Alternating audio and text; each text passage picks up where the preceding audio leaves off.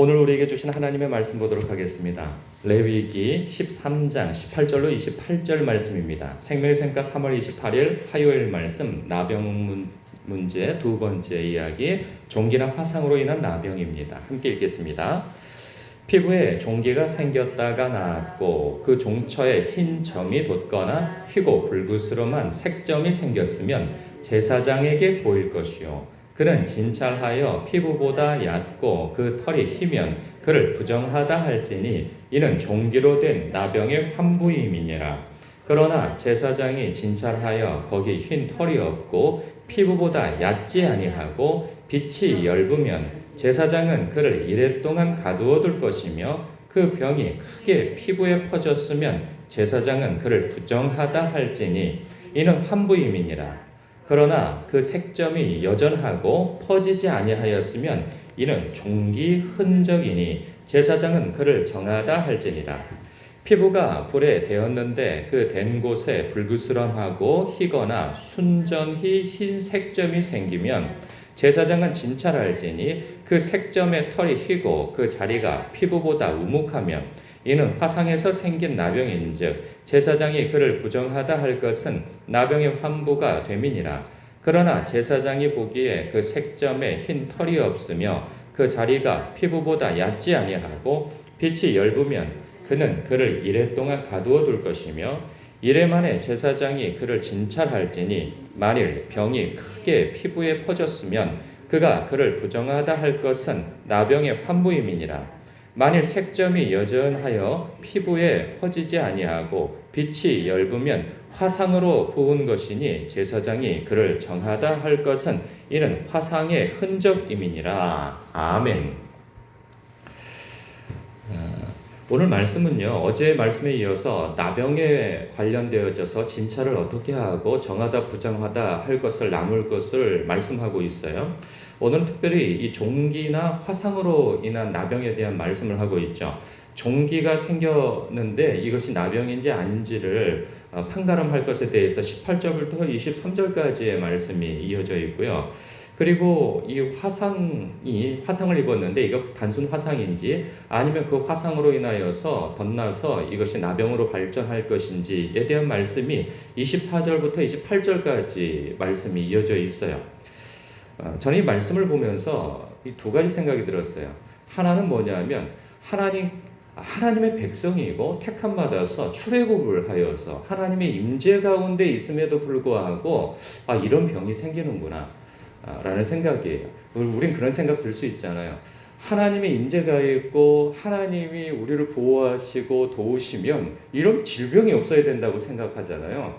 그런데 인간은 하나님의 임재가 있고 그 하나님의 돌봄이 있다 할지라도 불가피하게 이런 어떤 세상의 저주, 원죄 이후에 나타나는 인간사에는 이러한 질병이 있을 수 있다는 그러한 생각을 갖게 되어져요.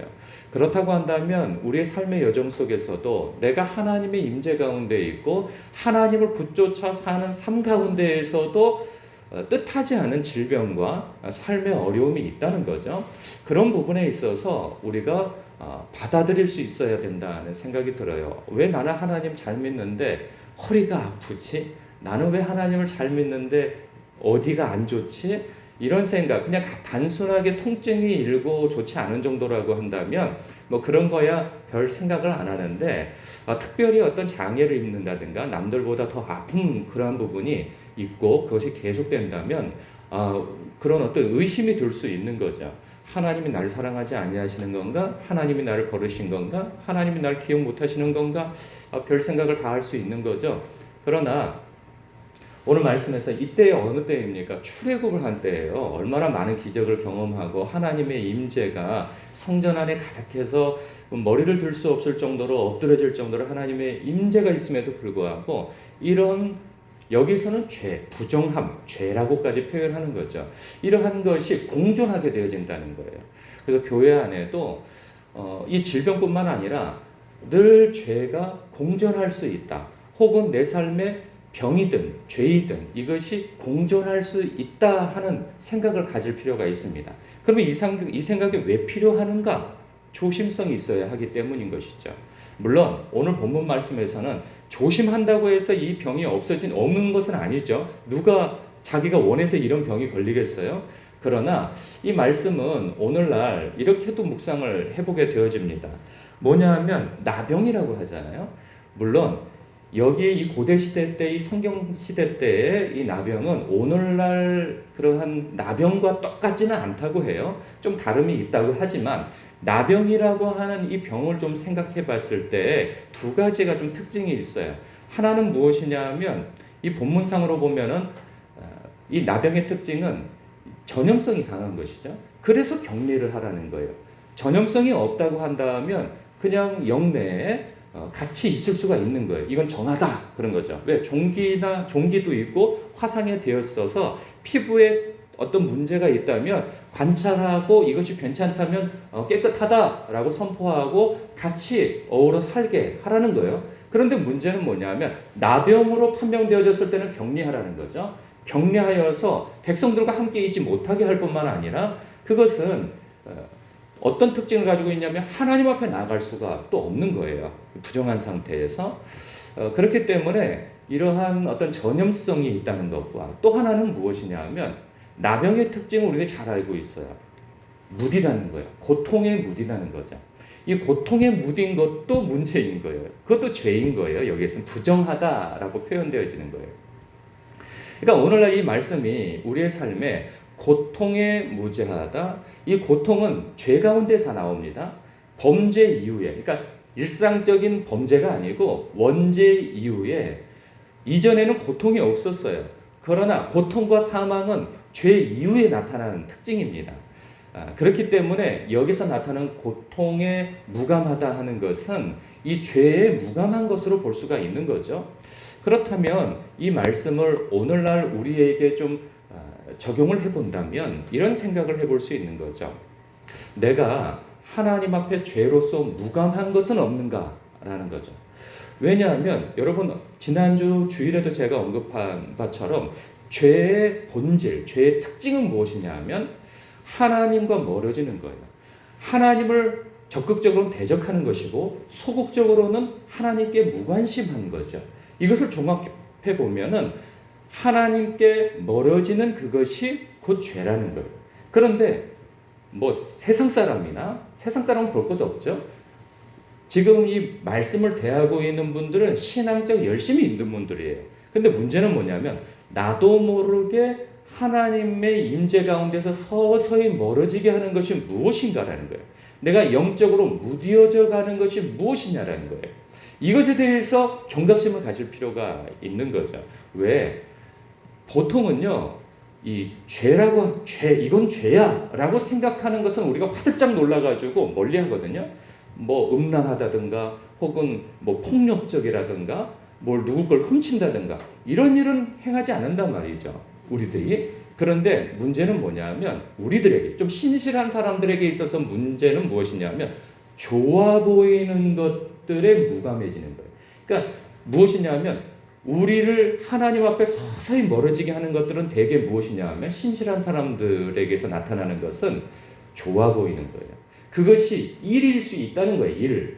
왜냐하면 성도가 세상에서 일하는 게 나쁘지 않아요. 이건 당연히 하나님 나라의 백성으로서 세상의 일원으로서 또 자기의 삶을 책임지는 자로서 그리고 하나님 나라 백성으로서 통치를 받는 모든 영역이 하나님의 나라인데 그곳에서 자기에게 맡겨진 일을 열심히 하는 거 전혀 이상한 일이 아니에요. 그런데 문제는 뭐냐면 그 일에 중독되어 열심을 내느라 하나님 앞에 기도할 시간이 없고 말씀을 볼 시간이 없다면 이게 죄라는 거예요.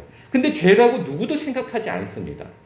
그리고 또 무엇이 죄입니까? 여러분, 하나님 앞에 하나님의 임재로 깊이 들어갈 수 있는 그 기도의 경험을 하지 못하면서 하나님의 일에 열심인 것도 죄라는 걸 아셔야 돼요. 이거에 대해서 우리가 잘 깨이지 못하는 경우가 있어요. 이거 하나님의 일인데? 이거 봉사인데? 이거 교회 일인데? 하는데 그 일에 열심을 내느라 말씀을 볼 시간이 없어요. 그 일에 열심을 내느라 기도할 시간이 없어요. 기도를 하는데 하나님의 임재를 깊이 경험하는 기도까지도 못 들어가. 그럴 시간이 없어. 그러면 그게 죄라는 거예요. 왜? 그 열심 내다가 나중에 지쳐서 오히려 하나님을 배척하는 일이, 내가 이렇게 열심히 했는데 나를 알아주지 않고 나의 수고와 열심을 누구도 알아주지 않는다고 섭섭한 마음이 들어요. 왜? 하나님의 임재를 경험하지 못하니까. 그런데 오늘날 지난주에도 제가 한번 언급한 것처럼 이런 것도 우리가 하나님 임재에서 멀어지게 하지만 가장 크게 우리를 멀어지게 만드는 것이 무엇이냐? 오늘날 미디어의 접촉인 거예요. 미디어 중독. 그것은 TV가 아니라 우리 손에 들려있는 핸드폰이라는 거예요. 이것이 우리를 얼마나 중독되게 만들고 하나님의 임재 안으로 걸어 들어가는데 얼마나 방해되게 만드는지. 여러분, 우리가 전화기 들고 다니는 게 나쁜 일입니까? 이 세상에서 지금은 전화기가 없으면 생활할 수가 없어요.